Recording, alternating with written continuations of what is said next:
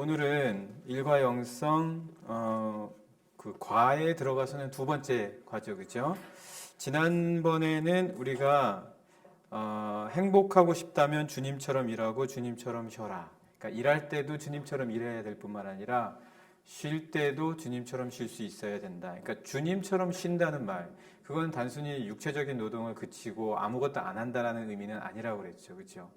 무언가 내면적으로 영적으로 깊이 있는 본질적인 상태로 돌아가는 것.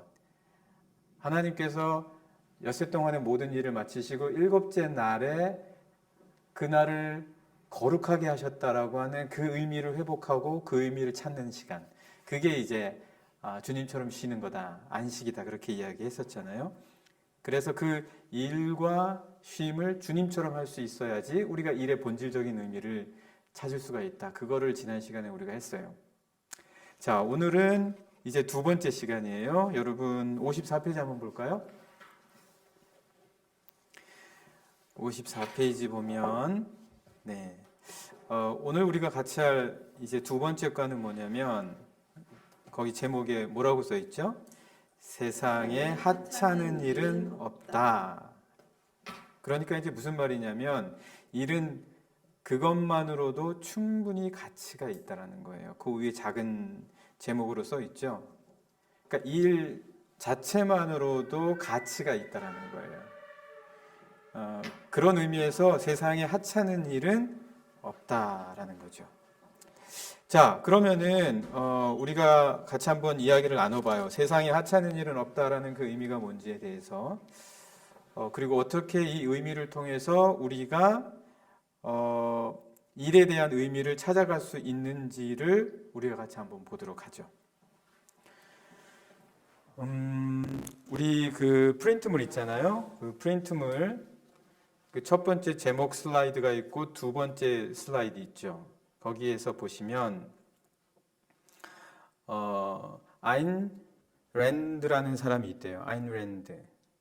이분이 이제 그 책을 중요하게 썼는데 이제 그 중에 이제 이 팀 켈러 목사님이 두 권의 책에 대한 이야기를 해줘요. 이 두 권의 책에 대한 이야기를 해주는데 첫 번째 책은 원천이라는 책에 나오는 로크라는 사람 이야기예요. 첫 번째 나오는 이 로크라는 사람은 어떤 일을 했냐면 건축가였어요. 그러니까 건축가였는데 이제 이 로크라는 사람은 건물을 지을 때 다른 사람하고 좀 다르게 생각하고 짓는다라는 거예요. 그러니까 예를 들어서 경훈 형제도 무슨 건축 쪽에 그 꿈이 있잖아요, 그죠? 그러니까 단순히 그 건축을 이윤과 명예와 부를 만들어내기 위한 수단으로 생각하는 건축가들하고는 다르게 생각했다라는 거예요. 이 로크라는 사람은요. 그러다 보면 그냥 막 건물을 어찌됐든 최단기간 안에 빨리 많이 짓고 그래서 많은 이윤을 만들어내는 것이 일반적인 보편적인 그 건축을 통해서 뭔가 부를 얻고자 하는 사람들은 그런 식으로 하겠죠, 그죠? 그런데 이 로크라는 사람은 그 건축을 통해서 뭔가 하나를 만들어내려고 하는 거예요. 창조적으로. 그래서 주변의 환경도 고려하고 그 건물의 그 목적도 깊이 있게 고민하면서 어떻게 하면 그 건물을 그 목적에 가장 맞게 만들어낼까라고 하는 어떤 다양한 생각들을 이 로크라는 사람은 했다라는 거예요. 그러니까 자기가 하는 그 일에 대해서 단순히 뭔가를 찍어내고 만들어내서 이윤을 목적으로 하고 일 자체를 수단과 생각으로 그렇게 만들어버리지 않았다라는 거예요. 그러니까 간혹 그런 경우가 있어요. 내가 하는 이 일에 대한 의미보다는 그것을 통해서 내가 이윤을 만들어내고 그리고 뭔가 좀 더 높은 자리나 위치에 올라가는 것이 목적이 되는 경우가 있거든요. 근데 지금 이 로크라는 사람은 그게 목적이 아니라는 거예요. 그게 목적이 아니라 내가 어떻게 하면 이 일을 통해서 만들어내는 것에 대한 어떤 의미와 목적을 찾고 거기서 뭔가 기쁨을 얻을 수 있을까. 그런 사람이었다라는 거예요. 이해되죠? 이 두 부류의 건축가의 차이. 그런 거를 이제 이 아인 랜드라는 사람이 원천이라는 책에서 로크라는 주인공을 통해서 좀 글로 그려냈다라는 거예요. 오늘날 우리가 문제는 뭐냐면 일이 자꾸 수단이 돼버리는 거예요. 어떤 위치에 오르고 무언가를 이루기 위한 그냥 과정이나 아니면 수단에 불과한 것처럼 생각하다 보니까 일 자체에서 의미를 찾지 못하고 기쁨도 얻지 못하고 그리고 거기에 오래 그 일을 할 생각도 안 하는 거예요. 그냥 하나의 수단이나 지나쳐버리는 과정에 불과한 것이다. 그렇게 여긴다라는 거죠. 일을 처음에 찾고 구할 때부터 아예 그럴 심산과 작정으로 그렇게 일을 구하는 거예요. 그런데 이제 아인 랜드라는 사람은 그런 것에 대한 어떤 그 반론 아니면은 그것에 대한 그것이 일의 의미의 전부는 아니다라는 것을 이 작품을 통해서 그려내고 있다라는 거예요. 자, 또 하나의 이분이 쓴 글은 뭐냐면 아틀라스, 지구를 떠받치기를 거부한 신, 그 55페이지 계속 나오죠, 그죠? 이 책에서는 또 뭘 이야기하냐면 존 골트라는 사람의 이야기를 쓰는데 아마도 이분이 그려낸 그 사람들의 이야기는 가장 기초적이고 기본적인 생산을 담당해내는, 그러니까 쉽게 말하면 우리가 보기에 약간 그렇게 그다지 중요한, 그다지 의미 있는 일이 아닌 아주 가장 기본적이고 생산적인 일을 담당하는 계층의 사람들, 그러니까 그런 사람들이 대우를 받을 때 하찮은 일에 종사하는 사람들로 여겨지기 때문에 오게 되는 저항.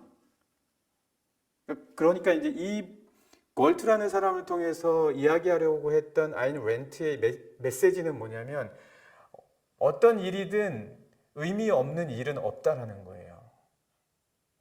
아주 작고 미미한 일이라 할지라도 그 일 자체에서 오는 가치를 우리는 무시해서는 안 된다.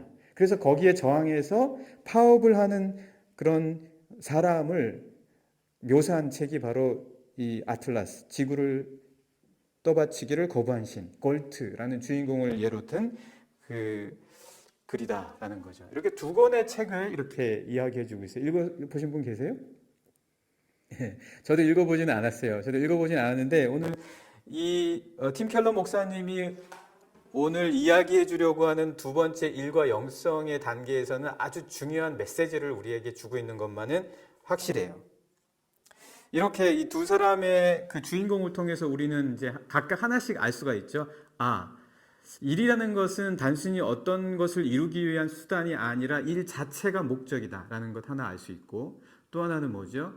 일이라는 것은 일 자체로서 가치가 있지 그 일에 따라서 어떤 가치의 단계나 등급이 매겨지고 사람조차도 그렇게 대우받거나 취급받아서는 안 된다라고 하는 기본적인 두 가지 메시지를 우리가 이분의 이야기를 통해서 알 수가 있어요.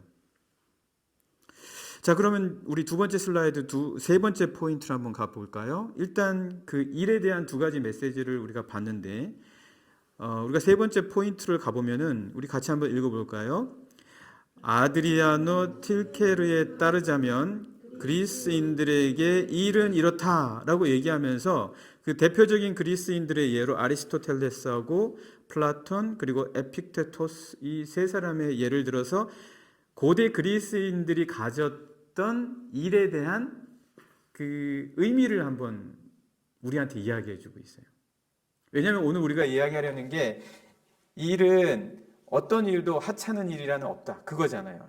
그러니까 그거에 맞춰서 그렇다면 고대 그리스인들은 도대체 일에 대해서 어떤 의미를 갖고 있었냐라는 거예요. 사실 고대 그리스인들은요 일을 그렇게 생각했대요. 고대 그리스인들은 일을 아주 신들이 원래부터 인간을 만들 때 일시키려고 인간을 만들었다라고 고대 그리스인들은 그렇게 생각했다라는 거예요. 그러니까 한마디로 일이 뭐예요? 떠넘긴 거죠.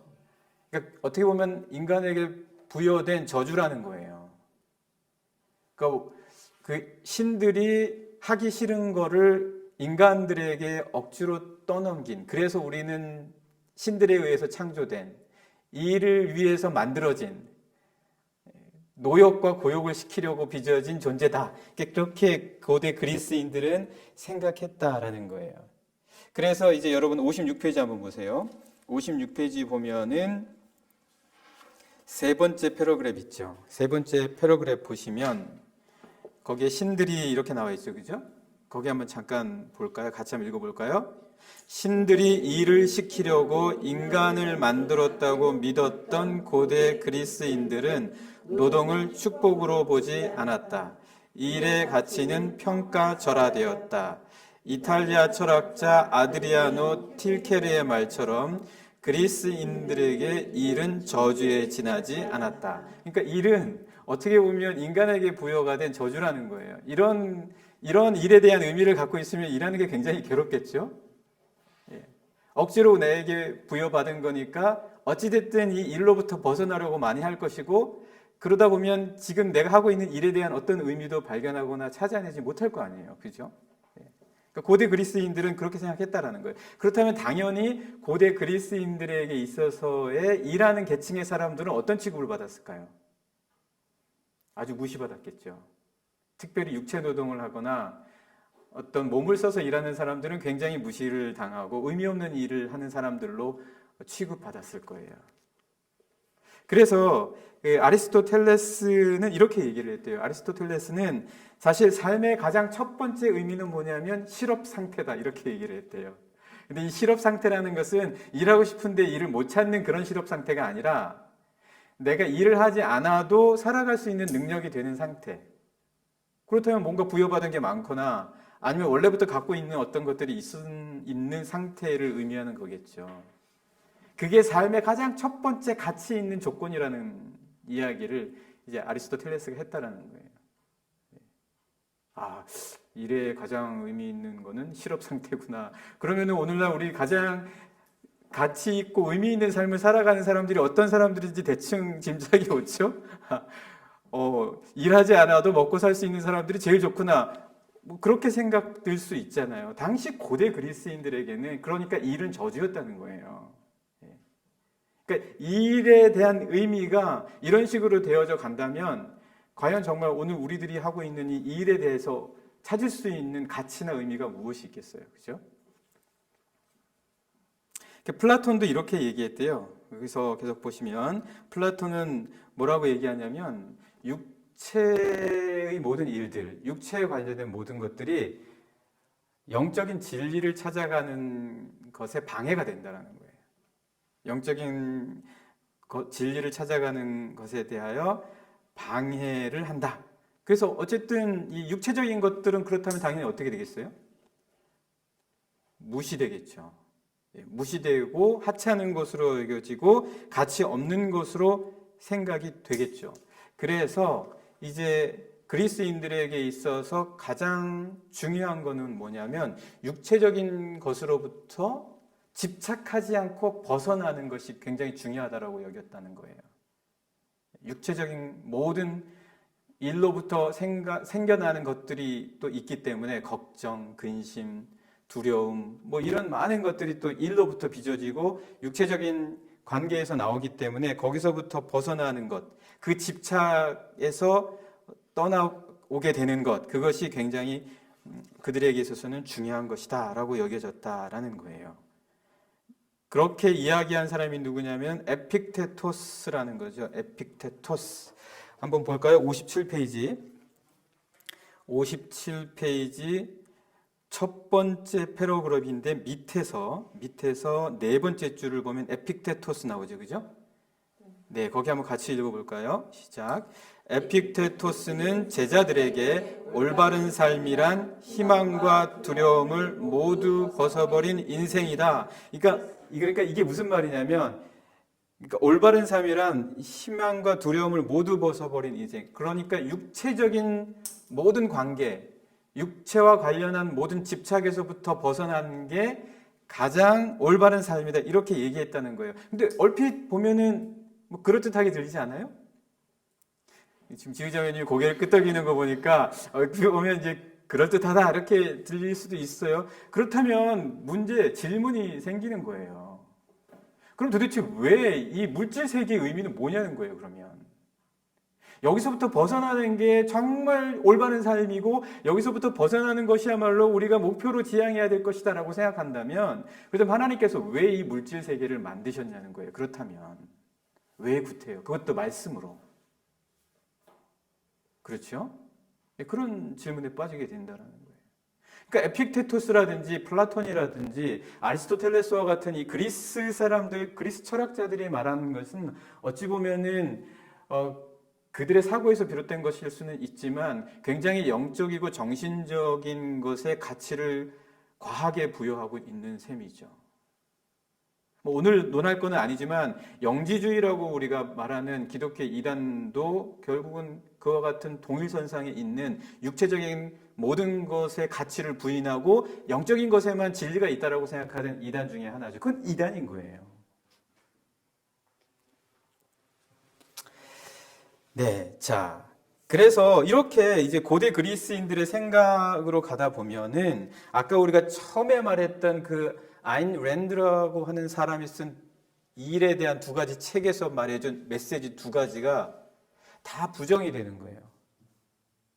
이 일 자체에 의미가 있다거나 그리고 그 일을 통해서 뭔가 이루어낼 수 있다라고 하는 이 물질 세계의 모든 노력들이 하나도 의미가 없어지게 된다라는 거죠. 그래서 이제 고대 그리스인들은 결국은 일은 저주요 악하다 이렇게 생각했다라는 거예요. 어떻게 생각하세요? 일이 그래요?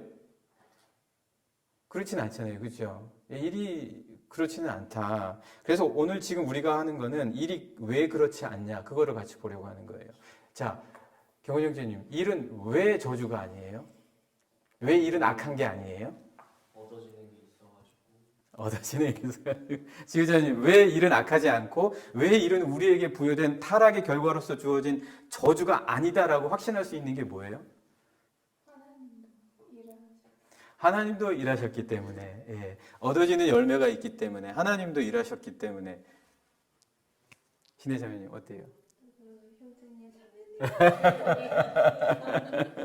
맞아요. 여러분들이 다 좋은 대답을 해줬어요.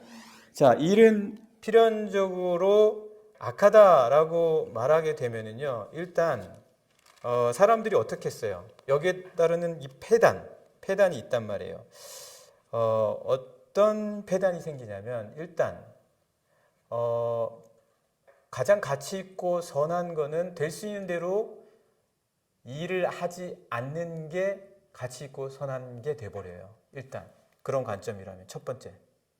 그리고 두 번째 폐단은 뭐예요? 두 번째 폐단은 우리가 실질적인 부분에 있어서 내가 직장을 고를 때 내가 좋아하는 분야나 일이라 할지라도 그게 세상의 가치에서 보았을 때 육체와 많이 관련이 됐고 그리고 어떤 노동 쪽으로 관련이 된 거라면 그 일을 자꾸 피하게 된다는 거예요. 그리고 그 일을 하면 부끄러워한다는 거예요. 그리고 그 일을 할 때 왠지 사회적으로도 대우를 제대로 못 받게 된다라는 그런 인식들이 생긴다라는 거예요. 그런데 실제로 오늘날 우리 사회도 굉장히 많이 그렇다라는 거예요. 일에 대한 인식을 갖고 있는 대부분의 나라에서 결국은 그 고대 그리스인들이 갖고 있었던 생각에서는 벗어났을지 모르나 여전히 그런 생각들이 그 일과 노동에 대한 생각들이 그렇다라는 거예요. 여러분 어떠세요? 그래요? 진짜 그 일의 현장에 가보면 그런 부분들이 있어요?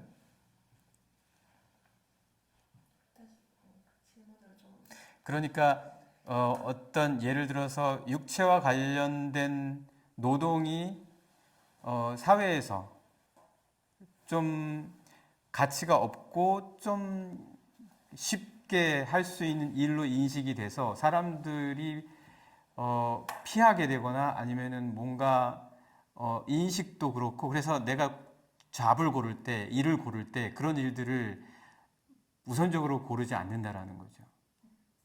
그런 게 여전히 있죠. 없다라고 말할 수 없죠. 그죠? 그러니까 결국 여기 팀 켈러 목사님이 얘기하시는 게 뭐냐면은 이런 고대 그리스인들의 그 일에 대한 가치관이 오늘날에도 있다라는 거예요. 없는 게 아니다. 오늘날에도 그런 고대 그리스인들의 일에 대한 가치관이 분명히 존재하고 남아 있고, 그래서 우리에게 그 일에 대한 제대로 된 가치를 바라보지 못하게 하는 폐단들이 생긴다라는 거예요. 예. 자, 그럼 우리 세 번째 슬라이드를 한번 가볼까요? 자, 이 일에 대한 그 고대 그리스인들의 가치관이 오늘날에도 그렇게 있다라는 걸 봤어요. 자, 그럼 우리 세 번째 슬라이드로 가서 그렇다면 성경에서 말하는 일에 대한 가치는 어떠냐를 한번 보죠. 고대 그리스인들이나 오늘날 우리 세상 사람들이 일에 대한 가치를 대략 이렇게 본다라고 우리가 생각을 했잖아요. 그러면 성경에서는 도대체 그러면 어떻게 일에 대한 가치를 보고 있냐, 말해주고 있냐라는 거예요. 자, 그러면 세 번째 슬라이드 첫 번째 포인트 같이 한번 읽어볼까요? 시작. 성서학자 데렉 키트너가 발견한 것은 오직 사람만이 이렇다라고 얘기하고 있어요. 오직 사람만이 이렇다라고 이야기했는데, 사람만이 어떻다는 거예요? 하나님께서 모든 우주 만물을 창조하셨잖아요. 그죠? 모든 우주 만물을 창조하셨는데 오로지 모든 피조물들 가운데에서 사람만이 이 일을 부여받았다는 거예요. 그러니까 세상에서는, 그리고 고대 그리스인들의 가치관이 계속해서 물려 내려오고 있는 이 세대 속에서는 일이 하나의 저주요 필요 악이다라고 여겼지만, 성서에서 바라볼 때 데렉 키드너가 말하는 것은 창조를 면밀히 따져봐라. 그 창조의 이야기 속에서 많은 피조물들이 있었지만 오로지 사람에게만 일을 주시고 있는 모습을 볼 수 있지 않냐라고 이야기하고 있는 거예요. 그런데 그 일을 주실 때에도 하나님께서 어떻게 말씀하시냐면, 하나님, 우리의 형상대로 지음을 받은 그들에게 일을 준다라고 이야기하고 있다는 거예요. 그러니까 뭐죠? 인간이 일을 받은 이유는 뭐예요? 인간이 일을 받은 이유는 하나님의 형상이기 때문에 일을 받았다라는 거예요. 그러니까 일은 절대 뭐가 아니라는 거예요? 저주가 아니라는 거예요. 필요하게 아니라는 거예요. 하나님이 자기의 형상대로 지음을 받은 인간들에게만 특별히 일을 주셨다는 것은 그 자체가 축복이라는 거예요. 그러니까 여러분들이 지금 일할 수 있는 것, 그 일할 수 있는 것에 따라서 부여되는 모든 것들은 다 어떤 거예요? 축복이다라는 거예요. 예, 축복이다. 아, 맞죠? 축복이죠. 그죠? 예, 우리 축복을 받았기 때문에 일하고 있다라고 우리가 지금 이 일하고 있음에 대해서 정말 감사해야 된다. 정말 그렇게 우리가 생각할 수가 있어요. 오직 사람만이 이 일에 대한 것을 받을 수 있었다. 창세기 1장 26절 한번 말씀 볼까요? 창세기 1장 26절.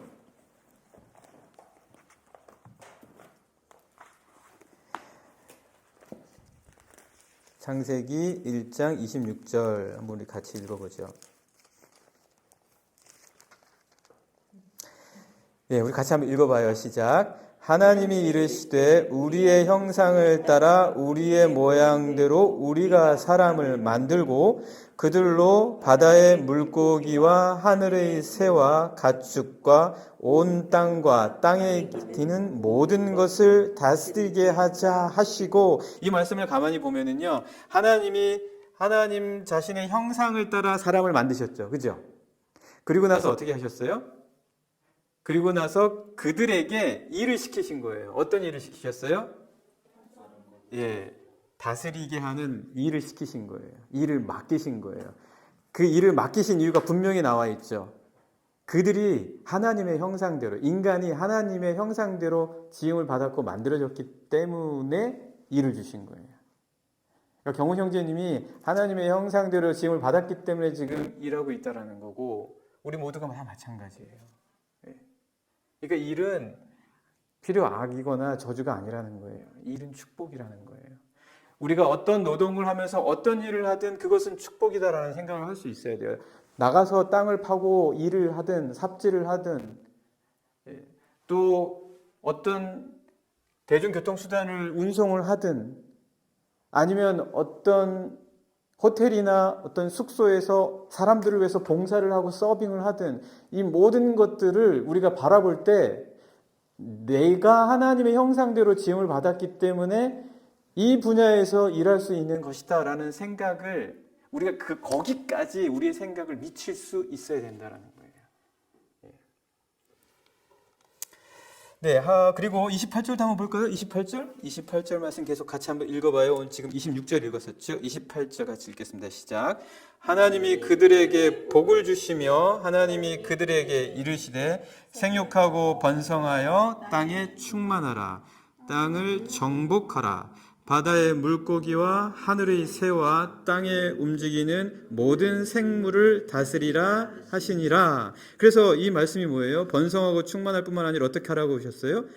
정복하고 다스리라라고 말씀하시는데 무엇을 주시면서 이렇게 말씀하신 거예요? 복을 주시면서 이렇게 일하라고 말씀하셨다는 거예요. 그러니까 일이 뭔 거예요? 복이다라는 거예요. 이 일할 수 있다라는 것. 이 일을 통해서 내가 뭔가를 이룰 수 있고 뜻한 바를 가질 수 있기 때문만이 복이 아니에요. 이 일 자체가 뭐라고요? 일 자체가 복인 거예요. 내가 뭔가를 하고 있으면 내가 이거를 하면서 뭔가 만들어줄 수 있지. 그리고 내가 뭔가를 이룰 수가 있고 더 높은 자리에 갈 수 있고 내가 월급도 받고 이것 때문에 복이 아니라 일은 그 자체로 복이라는 거예요. 맞아요? 일은 그 자체로 복인 거예요. 일은 그 자체로 복이다. 또 한번 볼까요? 일이 왜 복이냐? 성서에서는 일을 어떻게 바라보고 있냐? 2장 19절 한번 보죠. 창세기 2장 19절. 창세기 2장 19절 같이 한번 읽어볼게요. 시작. 여호와 하나님이 흙으로 각종 들짐승과 공중의 각종 새를 지으시고 아담이 무엇이라고 부르나 보시려고 그것들을 그에게로 이끌어 가시니 아담이 각 생물을 부르는 것이 곧 그 이름이 되었더라. 여기도 보면은 아담에게 생물들을 다 앞으로 지나가게 하시잖아요. 그러면서 모든 생물들에게 이름을 주잖아요, 아담이. 그렇게 무언가 어떤 정체성과 그리고 어떤 이름과 그리고 어떤 무언가를 주고 맡기는 그런 역할을 하는 것 자체가 어떻게 보면 하나님이 우리에게 주신 것이라는 거예요. 우리의 세상 속에서 이루어가는 모든 일들, 이 하나님께서 주신 것이다. 이 성경은 일에 대해서 그렇게 바라보고 있다라는 거예요. 자, 우리 한번 말씀을 좀 더 볼까요? 시편 8편 4절에서 8절 말씀이에요. 시편 8편 4절에서 8절. 성서에서 말하는 일에 대한 여러 말씀 구절들이 어떻게 우리에게 일을 이야기해 주고 있는지 한번 또 보도록 하죠. 시편 8편 4절에서 8절 말씀 우리 같이 한번 읽어봐요. 시편 8편 4절에서 8절 시작. 사람이 무엇이기에 주께서 그를 생각하시며 인자가 무엇이기에 주께서 그를 돌보시나이까. 그를 하나님보다 조금 못하게 하시고 영화와 존귀로 관을 씌우셨나이다. 주의 손으로 만드신 것을 다스리게 하시고 만물을 그의 발 아래 두셨으니 곧 모든 소와 양과 들짐승이며 공중의 새와 바다의 물고기와 바닷길에 다니는 것이니이다. 자, 여러분 여기서도 똑같이 말씀이 하나님께서 만드신 것을 6절에 보면 어떻게 하라고 하셨어요? 다스리게 하셨다라는 거예요. 그래서 만물을 그의 발 아래 두게 하셨다. 그러니까 결국 일은 하나님이 우리에게 축복으로 주신 것이다라는 거예요. 예. 내가 왜 이렇게 일 안 하고 살 수는 없나? 그런 고민 자체가 이제 좀 약간 부끄러운 고민인 거예요. 어떻게 보면 좀 편하게 살고 싶다. 좀 일 안 하고 내가 살아갈 수 있는 길이 있었으면 좋겠다라는 생각 혹시 드는 때 없어요? 없나 보네. 그래. 나는 옛날에 그런 때 있어요. 일 안 하고 좀 살 수 없나? 매일매일 이렇게 일해야 되나? 뭐 하더라도 좀 편하게 내가 하고 싶은 때 하다가 하기 싫으면 안 할 수 없나? 뭐 이런 생각을 가끔씩 막 하고 또 상상도 해보고 그러면 내 삶이 어떨까? 막 그렇게 생각하는 적도 있었던 것 같아요, 저는. 근데 이제 이렇게 말씀을 깊이 있게 창세기부터 계시록까지 쭉 읽다 보면 하나님도 일하셨고 그리스도도 일하셨고 그리고 우리에게 그 일을 맡겨주셨다라는 거예요.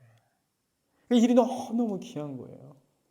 그러니까 일하면서 감사할 수 있어야 되고 일하면서 축복이 있구나라고 우리 마음에 감동이 있어야 된다라는 거죠. 그게 이 일이 필요악이 아니고 저주가 아닌 너무나 분명한 이유다라는 거예요. 얼마나 이 일이 귀하면 하나님께서 이렇게 일을 우리에게 맡겨주셨겠어요. 하나님의 형상인 우리에게. 여러분 다 일하잖아요? 다 여러분 하나님의 형상인 거예요. 네.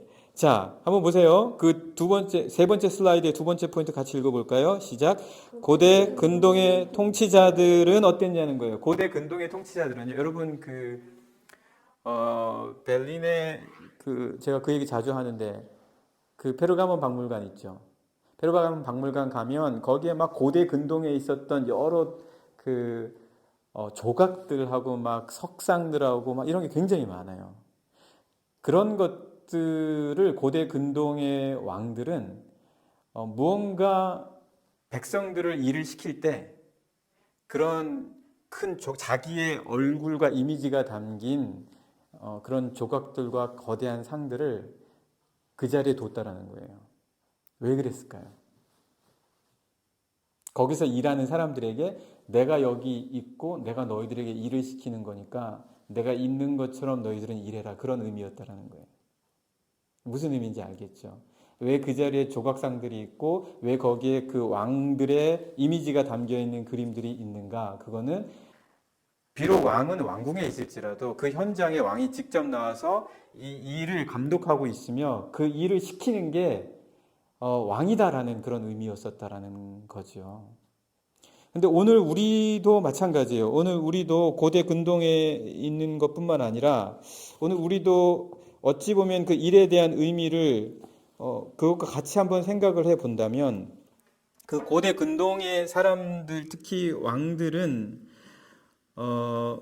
그렇게 말한 사람이 그 구약학자 빅터 해밀턴이라는 사람인데 이렇게 얘기했대요. 60페이지 한번 볼까요?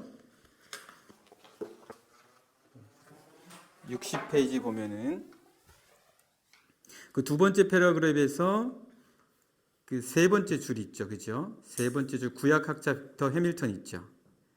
예, 거기 한번 같이 읽어봐요. 구약학자 빅터 해밀턴은 이집트와 메소포타미아 같은 주변 문화권에서 왕과 왕족들을 하나님의 형상으로 불렀다는 점에 주목한다. 그러니까 이제 이분이 얘기하는 거는 왕과 왕족들은 하나님의 형상인 거예요. 왕과 왕족들은 하나님의 형상인 거예요.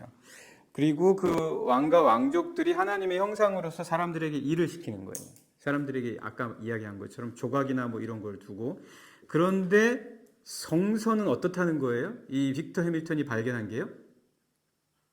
거기 계속 같이 읽어봐요. 시작. 하지만 용법이 지극히 재간적이어서 운하를 파는 노동자들이나 지구랏에서 일하는 석공 같은 이들에게는 적용되지 않는 단어였다. 그런데 창세기 1장에서는 그처럼 굉장한 용어를 대단할 것 없는 인간을 표현하는 데 사용했다. 이거예요. 그러니까 하나님의 형상이라는 그 의미가 차지하는 것이 굉장히 크다라는 거죠.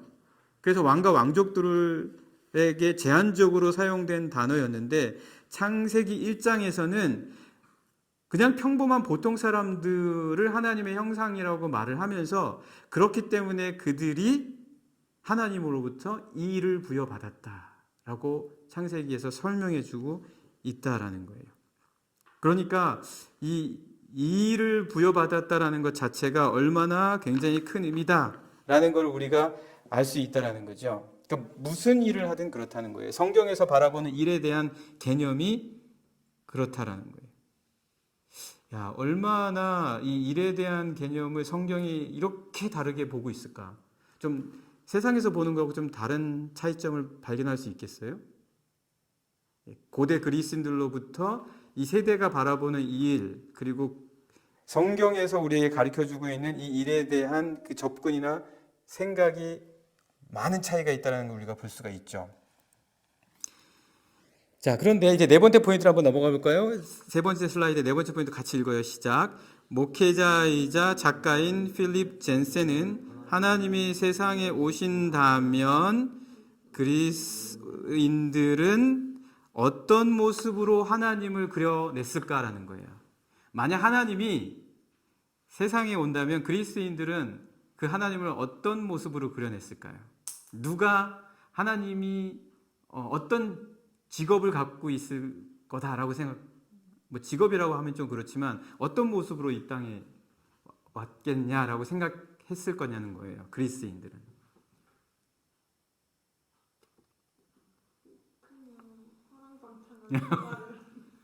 일 안 하고? 그리스인들은 철학자였을 거라고 생각하는 거예요. 철학자. 만약 하나님이 이 땅에 내려왔으면 철학자의 모습으로 왔을 거예요. 왜냐하면 그 사람들은 맨날 앉아서 영적인 얘기하자. 너 여기 앉아. 그러면서 맨날 우리 성서에도 보면 아레오바고에서 사도 바울이 가봤더니 이름 모를 알 수 없는 신에 대하여라는 게 있고 거기 아래에서 전부 다 모여가지고 얘기만 하고 있더라, 변론하고 있더라라는 거 사도행전에 나와 있죠. 그러니까 그리스인들은 그런 신에 대하고 영적인 거에 대한 거에 대해서 보이지 않는 것들에 대해서 이야기하는 거를 제일 좋아했을 뿐만 아니라 그거를 가장 가치 있는 일이라고 여긴 거예요. 나가서 일하는 것보다. 그러니까 만약 하나님이 이 땅에 오신다면 당연히 철학자의 모습으로 와야지. 그게 가장 가치 있는 거니까 하나님은 그런 모습으로 와야지만 된다라고 생각했다라는 거예요. 로마인들은 어떤 모습으로 왔을까요? 로마인들 정치가, 왜냐하면 로마에게 있어서는 뭐가 제일 중요했냐면 웅변. 그래서 사람들을, 대중들을 막 이끌고 다닐 수 있는 그런 거를 가장 귀한 가치. 그래서 로마 시대의 그 군인들 있죠? 장군들 있잖아요. 그 사람들 다 정치인들이에요. 네. 폼페이우스라든지 가이우스라든지 이런 사람들 다 정치인들이자 군인들이었어요. 그래서 막 대중을, 그래서 어떤 게 굉장히 그 당시에 유행했었어요? 그 레토릭이 유행했잖아요. 어떻게 사람들에게 감동을 주는 말을 해서 이 대중을 움직일까? 이게 가장 가치 있는 일이었단 말이에요. 로마 시대는 그래서 만약에 하나님이 오신다면 로마 사람들은 정치인으로 하나님을 그려냈을 것이다. 이렇게 얘기를 해요. 필립 젠센이. 그럼 성서는요? 목수에다가 또 뭐겠어요? 목수. 신약에서는 목수, 구약에서는 가드너, 정원사. 왜요? 주님이 뭘 만드셨어요? 에덴 동산 만드시잖아요. 정원을 막 가꾸시는 거예요. 하나님이 내려오셔가지고 막 풀 이렇게 가꾸시고 나무 심고, 물론 너무 이렇게 형상화한 이야기이기는 하지만 어쨌든 에덴 동산을 만드시는 그 장면을 우리가 상상할 수 있는 한도 내에서 한번 생각해 봐요. 하나님이 오셔서 구약 안에서 우리에게 보여주신 한도 내에서 생각을 한다면, 우리의 상상은 짧지만 비록 하나님이 거기에 얹어서 땅 파고, 예? 선악과 심고, 그리고 또 무슨 나무 있어요? 생명나무 심고 막 그렇게 하셨다는 거예요. 완전히 다르지 않아요? 로마인이나 그리스인들, 그러니까 이 세상의 사람들이 생각하는 것과 성경이 말씀해 주시는 일에 대한 이 접근 자체가 완전히 다르다는 거예요. 우리는 뭔가 좀 근사하고 뭔가 좀 고상한 것들을 생각할지 모르나 성경에서 말씀해 주신 하나님의 첫 잡의 모습은 정원사였다는 거예요. 정원사. 그리고 신약에서는 어떤 모습으로 오셨다고요? 목수. 나무 대패질하고 자르고 이런 모습으로 오셨다는 거예요. 다 몸을 쓰는 일을 하시는 모습으로 오셨다라는 거예요. 아, 그럼 그 하나님이 그렇게 하셨다면, 예수님이 그런 일을 하셨다면 뭐 어떤 일이든 가치 없는 일이 있을 수 있겠어요? 이 세상에서 하는 모든 일들이 하나같이 너무나 귀한 거 아니에요? 그 일을 하면서 그 일 자체가 축복 아니겠어요? 그거 느낄 수 있지 않겠어요? 막 정원을 가꾸는 일을 하면서도 아, 이거 하나님이 하셨던 일이야. 이 생각 한번 해봐요. 그럼 그 일을 하면서 얼마나 지금 뿌듯하고 좋겠어요. 막 집을 짓는 일을 하면서도 얼마나 그런 마음이 들겠어요. 일에 대한 접근 방법이 완전히 이렇게 다르다라는 거예요. 자, 그래서 우리가 여기서 알아야 될 것, 세상에서 우리가 첫 번째 우리가 생각했던 건 뭐예요? 고대 그리스인을 통해서 지금까지 내려오고 있는 일에 대한 생각, 그리고 지금 우리가 방금 보았던 성경에서 그렇다면 일에 대해서 바라보고 있는 그 생각이 이렇게 다르다라는 거예요. 예. 오늘 우리가 같이 보는 전체적인 제목이 뭐예요? 세상에 하찮은 일은 없다. 예. 근데 세상의 관점으로 보면 이 명제가 해결이 안 돼요. 하찮은 일이 있어요. 아까 첫 번째로 본 세상의 관점을 따르자면 하찮은 일이 생겨난단 말이에요. 그래서 잡을 고를 때도 이게 사람들에게 어떻게 비춰줄까? 그리고 내가 이 일을 통해서 과연 뭐 내가 꿈꾸는 바를 이룰 수 있는 건가 아닌가? 그런 거를 생각할지 모르겠죠. 그러나 성서적인 관점에서 우리가 일을 본다면 정말 내가 하고 싶은 일을 할 수 있고 어떤 일이든지 그 일을 통해서 그 일 자체에서 오게 되는 그 기쁨과 감사함이 있을 수가 있다라는 거예요.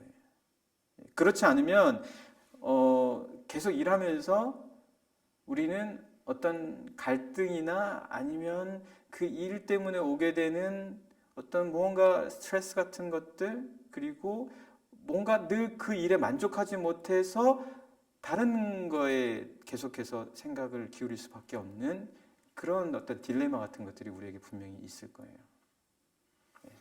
자, 일.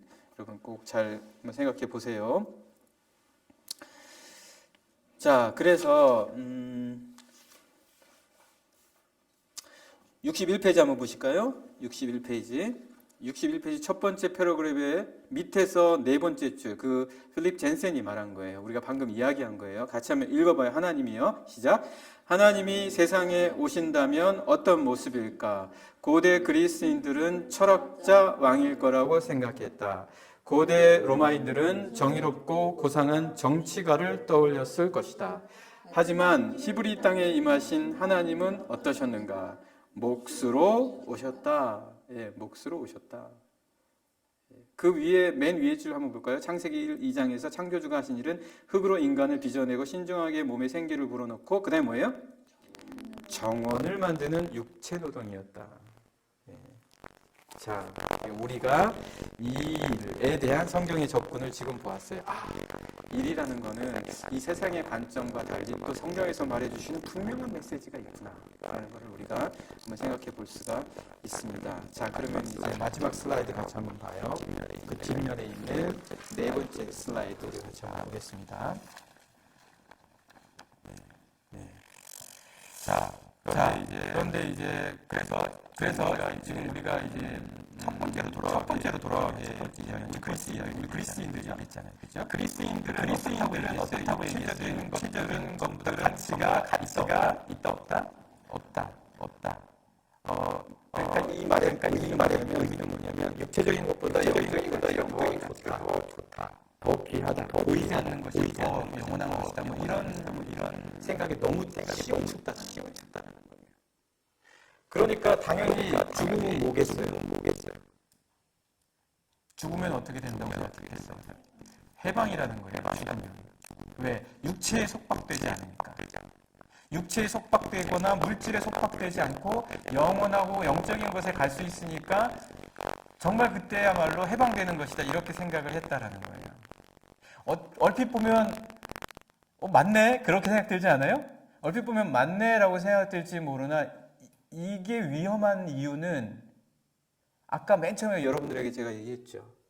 그럼 왜 하나님께서 물질세계 만들었냐는 거예요. 이 물질세계 그럼 가치가 뭔데? 그럼 왜 우리가 이렇게까지 살아야 되는데? 왜 여기서 우리가 이런 노력을 해야 되는데? 하나님이 이렇게 우리를 이 피조세계, 물질세계에 만들고 우리를 여기 있게 하신 것은 단순히 그렇다면 영적인 세계에 가기 위해서 그냥 지나치게 하시고 여기로부터 속박을 풀고 해방을 해서 저 위에 있는 가치로 가는 게 그렇다면 참된 목적이었나? 그렇다면 여긴 도대체 뭐냐? 이러한 질문이 생기고 이거는 하나님의 본래의 의도하고는 맞지 않는 것이다라는 얘기예요.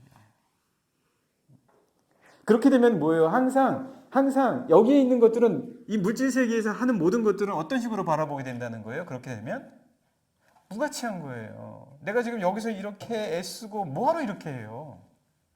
내가 뭐로 여기서 열심히 해요? 왜 매 순간 내가 열심히 최선을 다해야 돼요? 어차피 여기서 벗어날 건데.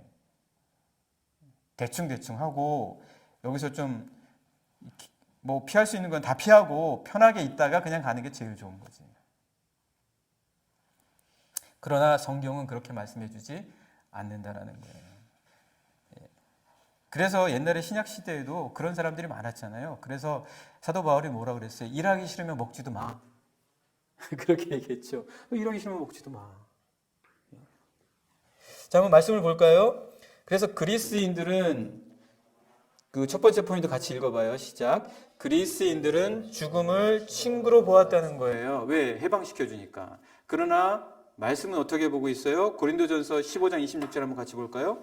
고린도전서 15장 26절 보겠습니다.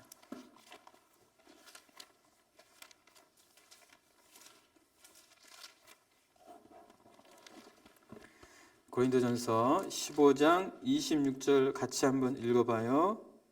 시작. 맨 나중에 멸망받을 원수는 뭐예요? 그러니까 죽음은 뭐라는 거예요? 죽음은 원수라는 거예요. 죽음은 적이라는 거예요. 적, 친구가 아니라 우리를 해방시켜 주는 게 아니라 우리가 넘어서야 될 거라는 거예요. 예. 왜요? 하나님께서 우리를 일부러 죽이시려고 사망을 만드신 거예요? 아니잖아요. 예. 오히려 하나님께서는 그리스도 예수를 통해서 우리에게 뭘 보여주셨어요? 죽음을 이기고 부활하신 그리스도 예수를 보이셨잖아요. 예. 자, 분명한 차이가 있는 거예요. 그리스인들이 죽음을 바라보는 것과 우리 크리스찬들이 죽음을 바라보는 것 사이에는 엄연한 차이가 있어요. 그렇다고 해서 죽음에 대해서 우리가 뭐 늘 적대적으로 바라보면서 피해야 되고 그리고 가급적이면은 이 죽음을 맛보지 않고 어떤 식으로라는 것에 모두 몰두해 있냐? 원수라고 생각하기 때문에 그거하고는 약간의 차이가 또 있다라는 거예요. 계속해서 우리가 말씀을 봐요. 이 말씀의 진정한 깊은 의미가 뭔지. 창세기 1장 31절 말씀 한번 보죠. 창세기 1장 31절.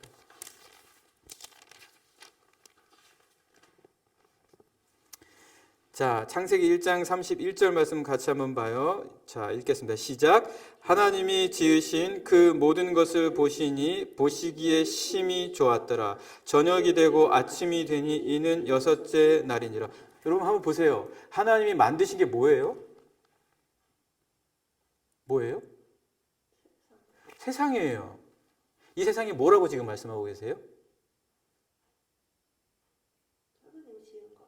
그러니까 이 하나님이 지으신 이 세상을 보고 하나님이 지금 뭐라고 말씀하셨어요? 좋았다. 그런데 왜 이게 안 좋다라고 얘기하냐는 거예요. 왜 안 좋고 이것을 어찌됐든 피해서 자꾸 영적인 어떤 정신적인 것에 가는 것이 주 목적인 것처럼만 얘기하냐는 거예요. 분명히 하나님은 뭐라고 말씀하셨어요? 이 세계를 창조하시고는 그거를 보시니까 너무 좋으신 거예요.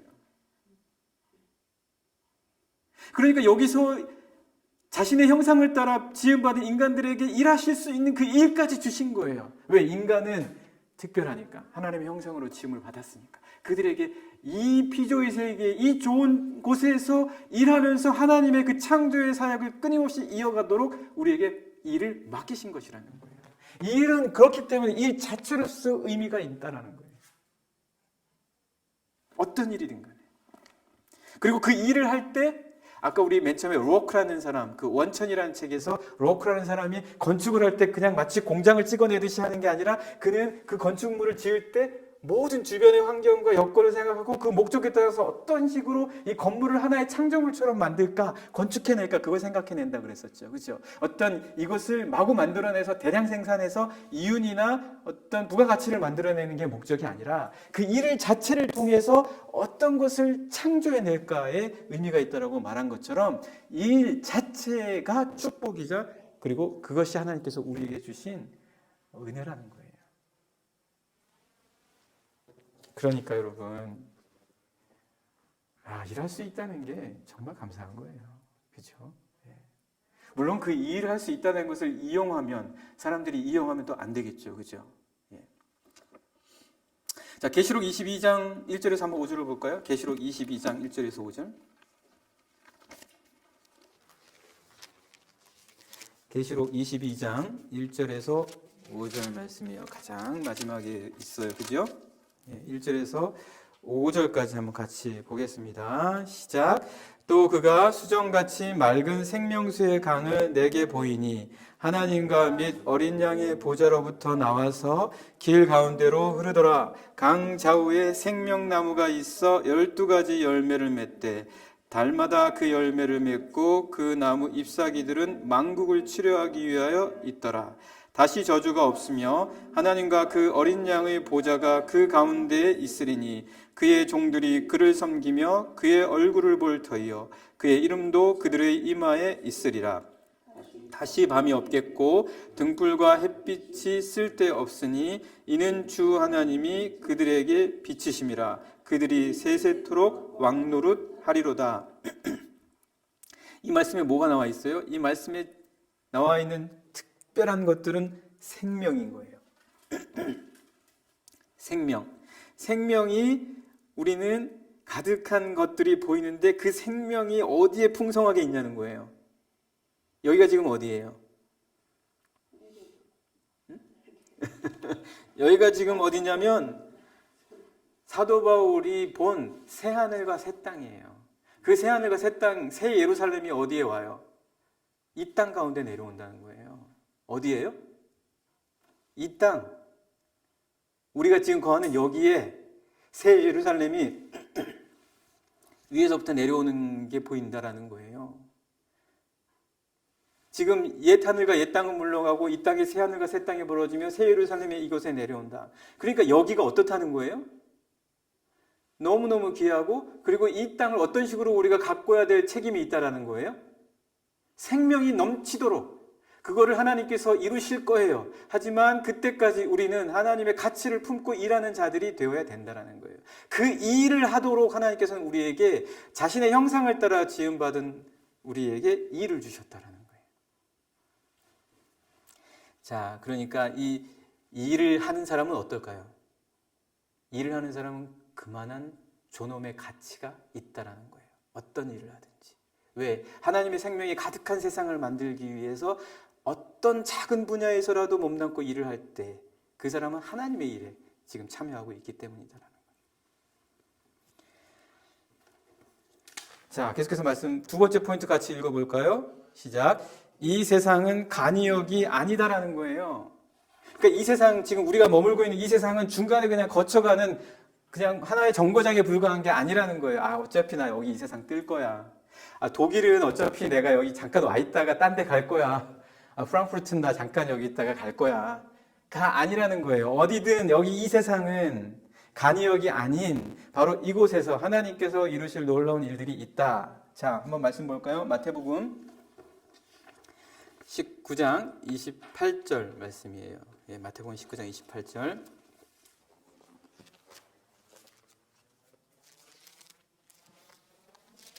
같이 한번 읽어봐요.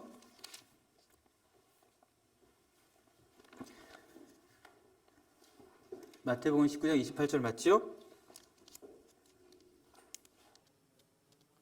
이제 같이 읽어보겠습니다. 시작. 예수께서 이르시되 내가 진실로 너희에게 이르노니 세상이 새롭게 되어 인자가 자기 영광의 보좌에 앉을 때에 나를 따르는 너희도 12보좌에 앉아 이스라엘 12지파를 심판하리라. 어디서요? 그런 어디요? 세상. 여기요, 여기. 지금 이 세상에서요. 그러니까 여기서 하나님께서 심판하실 일도 바로 이곳에서 있다라는 거예요. 이곳이 얼마나 중요해요. 그러니까 우리가 그리스인들의 생각, 그리스인들의 어떻게 말하는 게 아니라 그들의 가졌던 옛 가치에 따르자면 죽음이 해방이고 우리가 저 위로 가야지만 모든 것이 해결된다라고 극단적으로 거기에 치우친 생각은 잘못된 생각이다라는 거예요. 여기 이 땅에서의 그 가치가 똑같이 중요하다라는 거예요. 이 세상에서 하나님이 하실 일이 있기 때문에. 그러니까 우리가 지금 여기서 하고 있는 일들은 굉장히 중요하다라는 거예요. 자, 말씀 하나 더 볼까요? 로마서 8장 19절에서 25절 말씀 보죠.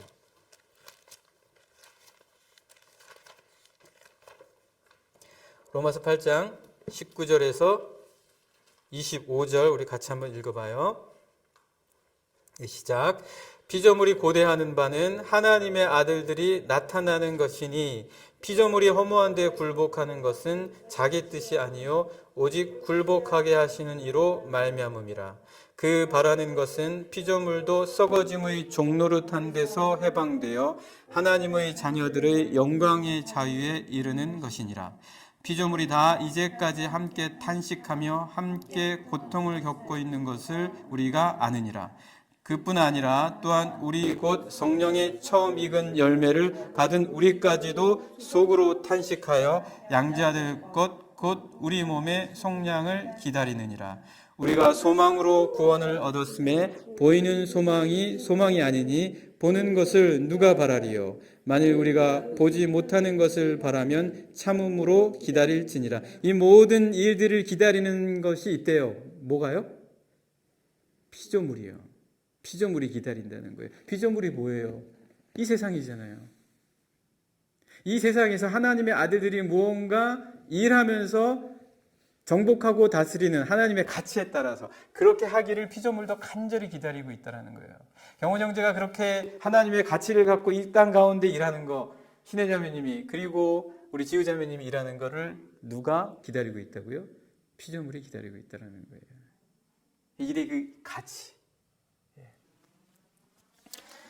자, 그래서 이 세상은 그냥 우리가 지나쳐가고 여기 아무 의미 없이 이 다음 단계에 모든 가치가 있다라는 것이 아니라 우리가 육신의 몸을 입고 일하고 있을 이 땅, 이 하늘, 이 자연 피조물의 모든 세계는 우리에게 주어진 하나의 목적이다라는 거예요. 그 다음 문제 한번 같이 읽어보죠. 그래서 결국은 우리 크리스천들은 물질 세계에 어떻게 해야 된다는 거예요? 깊이 개입해야 된다는 거예요. 깊이 참여해야 된다는 거예요.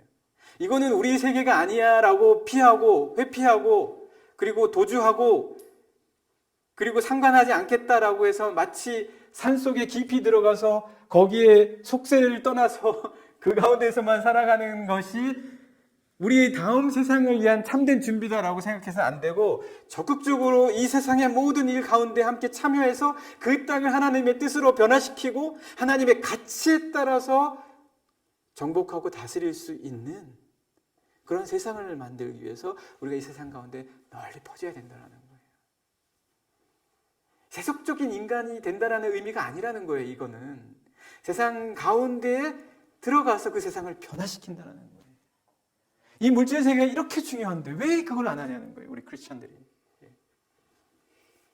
맨날 올해부터 주일까지 교회만 있어야 돼요? 맨날 계속 아침부터 저녁까지 교회만 있어요. 세상 가운데 들어갈 수 있어야 된다. 그래서 시편 65편 9절에서 10절 말씀 한번 보죠. 시편 65편 9절에서 10절 말씀.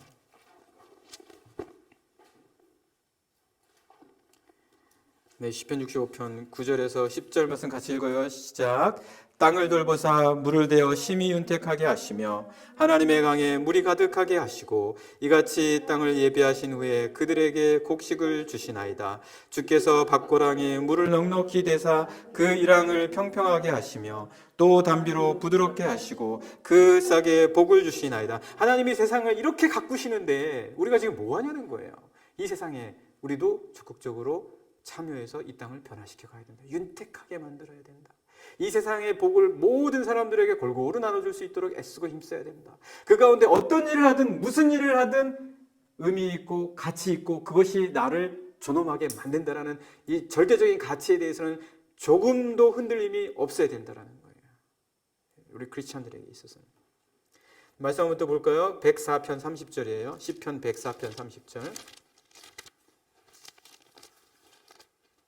시편 104편 30절. 자, 우리 같이 한번 읽어봐요. 시편 104편 30절 시작. 주의 영을 보내어 그들을 창조하사 지면을 새롭게 하시다. 심지어 성령님께서 새롭게 하신다는 거예요. 어디를요? 이 땅을요. 지면을요. 이 땅을 새롭게 하신다는 거예요. 성령님이요.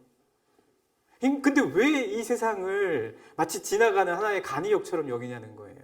왜 영적인 거의 가치는 알면서 왜 이 땅의 중요성은 같이 절하하냐는 거예요. 자, 요한복음 16장 8절에서 11절 말씀 보죠. 요한복음 16장 8절에서 11절.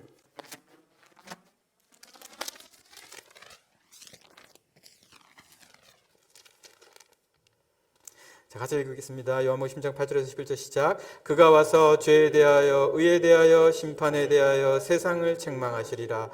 죄에 대하여라 함은 그들이 나를 믿지 아니하며 의에 대하여라 함은 내가 아버지께로 가니 너희가 다시 나를 보지 못하며 심판에 대하여라 함은 이 세상 임금이 심판을 받았음이라. 자, 하나님께서 성령님으로 말미암아 이 무엇에 대해서 심판하신다고요? 그리고 심판에 대하여 뭘 책망한다고요? 세상을. 8절 말씀 보세요. 잘 보세요. 8점. 죄에 대하여 의에 대하여 심판에 대하여 그다음 뭐요? 세상을. 그러니까 우리가 이 세상을 어떤 식으로 가꾸고 이 세상에 어떻게 참여했고 이 세상에서 어떤 식으로 그리스도인으로 살아갔는지에 대해서 하나님께서 보시겠다는 거예요. 그러니까 이 세상이 얼마나 중요하냐는 거예요. 무슨 일을 하든 어떤 일을 하든 하나님의 가치를 갖고 내가 이 세상에 참여해서 뭔가 변화시키고자 했냐라는 거예요. 그렇죠? 맞죠? 네. 마지막 포인트 하고 마치도록 하겠습니다. 마지막 포인트 같이 읽어봐요. 시작.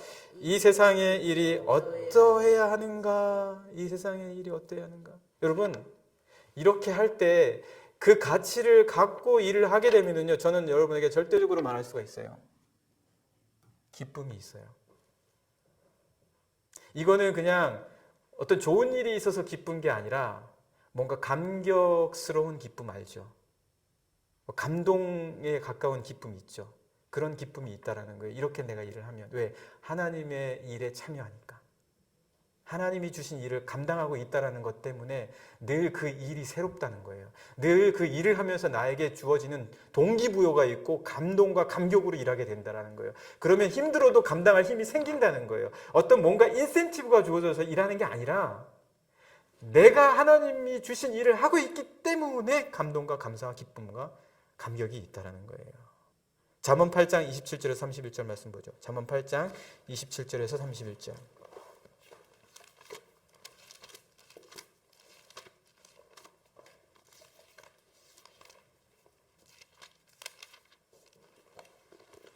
잠언 8장 27절에서 31절 말씀 같이 보겠습니다. 시작. 하늘을 지으시며 궁창을 해면에 두르실 때에 내가 거기 있었고 그가 위로 구름 하늘을 견고하게 하시며 바다의 샘들을 힘있게 하시며 바다의 한계를 정하여 물이 명령을 거스르지 못하게 하시며 또 땅의 기초를 정하실 때에 내가 그 곁에 있어서 창조자가 되어 날마다 그의 기뻐하신 바가 되었으며 항상 그 앞에서 즐거워하였으며 사람이 거처할 땅에서 즐거워하며 인자들을 기뻐하였느니라. 이 말씀의 포인트가 뭐예요? 일하시고 창조하실 때 뭐가 있었다고요? 기쁨과 즐거움이 있었다는 거예요. 우리가 하나님의 창조의 이 사역에 함께 한다면 뭐가 있을 거예요? 반드시 기쁨과 즐거움과 감동과 감격이 있을 거라는 거예요. 네. 그냥 뭐 일만 생각해도 막 설레죠. 그러면 나 내일 직장 빨리 갈래. 정해진 시간에 맞춰가면 돼요. 네, 우리 65페이지 읽고 마칩시다. 65페이지 맞죠? 네. 마지막 패러그래프. 65페이지 마지막 패러그래프. 인간은 노동을 찾으셨어요? 네, 같이 읽어요. 시작. 인간은 노동을 하도록 지음 받았으며 지위나 급여와 상관없이 일은 인류에게 존엄성을 부여한다. 이러한 사실이 미치는 실질적인 영향은 끝을 알 수 없을 만큼 광대하다. 이 원리를 제대로 깨닫고 나면 은사와 열정을 쫓아 자유롭게 직업을 선택할 수 있다. 경제 상황이 악화되고 일자리가 줄어들어도 더 많은 기회에 대해 긍정적일 수